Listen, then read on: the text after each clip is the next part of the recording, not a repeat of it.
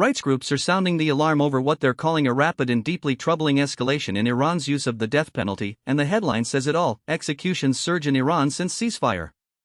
Iran has long ranked among the world's most frequent users of capital punishment, but over the last 2 months, the pace of hangings and death sentences appears to have accelerated sharply. This week alone, 4 prisoners were executed on charges ranging from espionage to terrorism. And rights groups say that in most of these cases, the defendants never received anything close to a fair trial. Omid Mamarian, a senior analyst at the Washington-based human rights think tank Dawn, put it bluntly. He says many of these executions follow extremely rapid judicial proceedings where defendants have little or no access to legal counsel, face fundamentally unfair trials, and are often convicted on the basis of confessions extracted under torture. So what's driving this?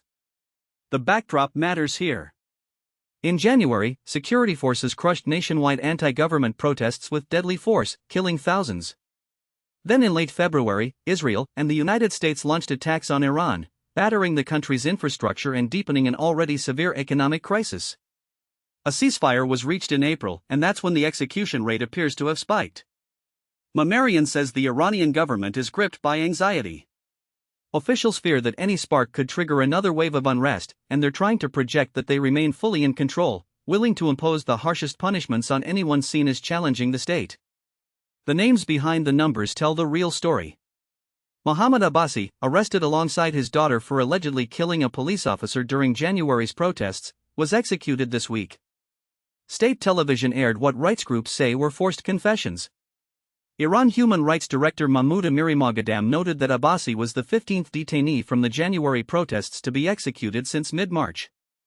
Also hanged this week, a 29-year-old student convicted of collaborating with the US and Israel, and another man charged with receiving Mossad training in Nepal.